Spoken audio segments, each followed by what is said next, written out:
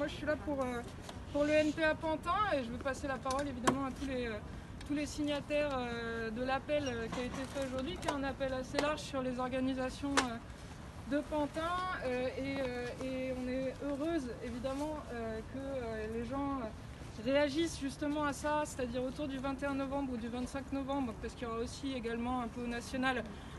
des choses qui vont se passer au niveau du 25 novembre, c'est-à-dire pour une cause qui est évidemment centrale dans la période et qui nous est très importante, qui est la question des violences et de la lutte contre les violences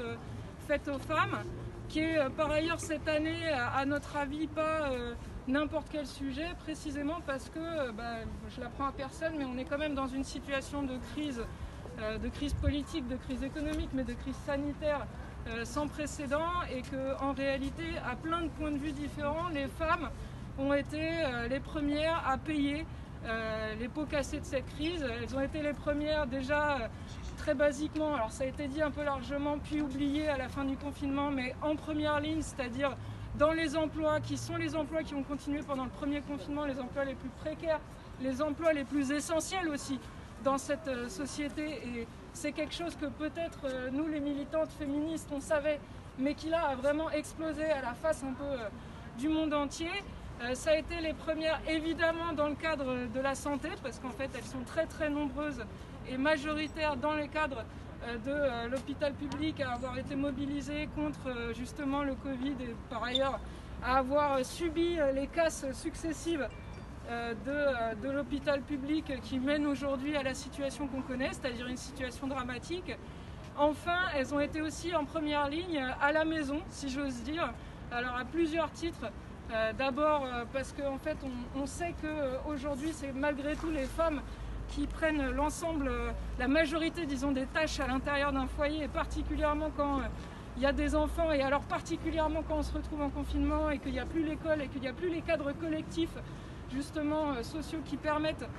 parfois d'alléger cette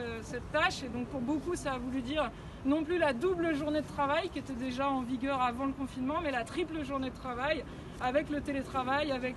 en plus s'occuper des enfants, avec en plus s'occuper de la famille et par ailleurs en plus devoir supporter son compagnon pour certaines toute la journée. Donc autant vous dire pas facile. Et enfin sur un sujet encore plus dramatique qui est en fait le fond de ce qu'on essaye de discuter le 21 et le 25, ça a été les premières aussi parce que pour beaucoup ça a voulu dire se retrouver confiné avec un conjoint ou un membre de la famille violent, que des violences subies et des meurtres, des féminicides, il y en a eu énormément pendant cette phase-là, plus encore que ça a été un redoublement des violences faites aux femmes et que ça, on n'est pas prêt à le laisser faire et que malheureusement aujourd'hui, la seule chose qui est capable de répondre à ça, ou en tout cas qui est la tâche que nous on se fixe, parce qu'on a bien vu que face à ça, le gouvernement n'a strictement rien fait, que déjà ce qui était en place n'était pas suffisant, mais qu'en plus à aucun moment ça a été une priorité de se dire il faut redoubler d'efforts, il faut redoubler de moyens pour donner la possibilité aux femmes de s'extraire de ces cadres-là, ou encore par exemple aussi sur, j'ai oublié d'en parler, mais c'est une longue histoire, mais sur la question de l'accès à la contraception, à l'avortement durant des périodes de confinement, etc. etc.